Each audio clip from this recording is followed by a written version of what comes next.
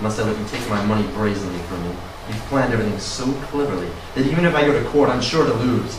I'll take back my money with my fists. See here, I'm Tokubei of the Hiranoya, a man of honor. Do you follow me? I'm not a man to trick a friend out of his money the way you have. Come on. He falls on Kueiji. You impudent little apprentice. I'll knock the insolence out of you. He seizes the front of Tokubei's kimono and they grapple, trading blows and shoves. Ohatsu rushes barefoot to them.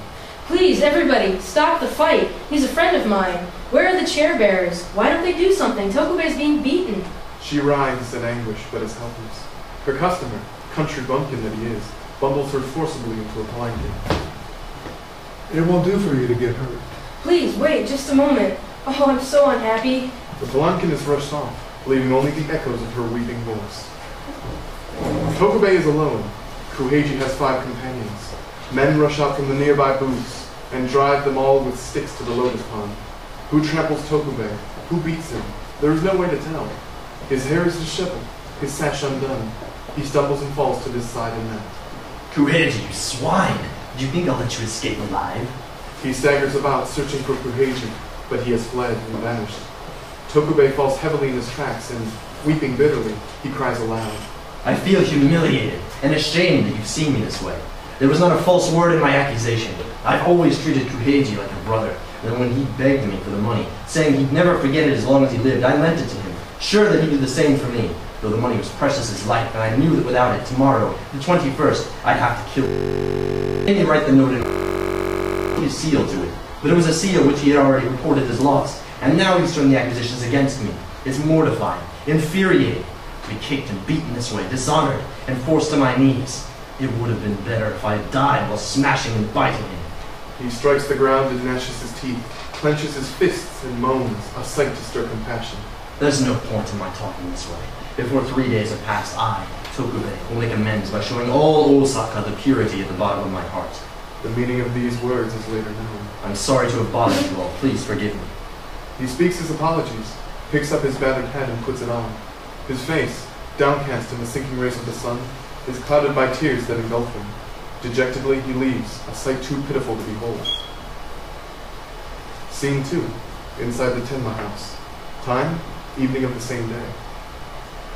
The breezes of love are all pervasive.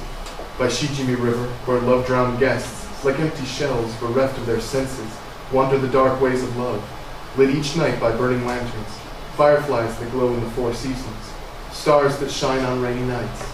By Plum Bridge, blossoms show even in summer. Rustics on a visit, city connoisseurs, all journey the varied roads of love, where adepts wander and novices play. What a lively place this new quarter is. But alas, for Ohatsu of the Tenma house, even after she returns, the day's events still weigh on her. She cannot swallow her sake. She feels on edge. As she sits weeping, some courtesans from the neighboring houses and other friends come for a little chat. Haro Hatsu, they say that he was given thrusting for something that he did. Is it true? No, my customer told me that Toby was trampled to death. They say he was fettered for fraud and trust for counterfeiting steel. Not one decent thing have they to report. Every expression of sympathy makes their visit the more painful. No, please, not another word. The more I hear, the worse my breast pains me. I'm sure I'll be the first to die. I wish I were dead already. She can only weep. But amidst her tears, she happens to look outside and catches a glimpse of Tokubei, a pathetic figure wearing a wicker hat even at night. Her heart leaps, and she wants to run to him. But in the sitting room are the master and his wife, and by the entrance stands the cook, while in the kitchen a maid is hovering. With so many sharp eyes watching, she cannot do as she pleases. I feel terribly depressed. I think I'll step outside for a moment. She slips out softly. What happened? I've heard rumors of every sort about you. They've driven me out of my mind with worry. She thrusts her face under the brim of his wicker hat and weeps in secret, soundless, painful tears. He too is lost in tears. I've been made the victim of a clever plot, as no doubt you've heard. And the more I struggle, the worse off I am. Everything is turned against me now. I can't survive this night. I've made up my mind to it. As he whispers, voices are heard from within. Come silence, sir. There's enough gossip about you as it is. There, did you hear? We can't go on talking. Do as I show you. She hides him under the train of her mantle. He crawls behind her to the garden door where he slips beneath the porch, the step. Ohatsu sits by the entrance and, pulling the tobacco tray to her, lights her pipe. She assumes an air of unconcern. At this moment, Kuheiji and a couple of his loudmouth friends burst in, accompanied by a blonde musician. Hello, girls. You're looking lonesome. Would you like me for a customer? Hello there, host. I haven't seen you in ages. He strides arrogantly into the room. Bring a tobacco tray and some sake cups. He makes the customary fuss over the guests. No, don't bother about sake. We were drinking before we came. I have something to tell you.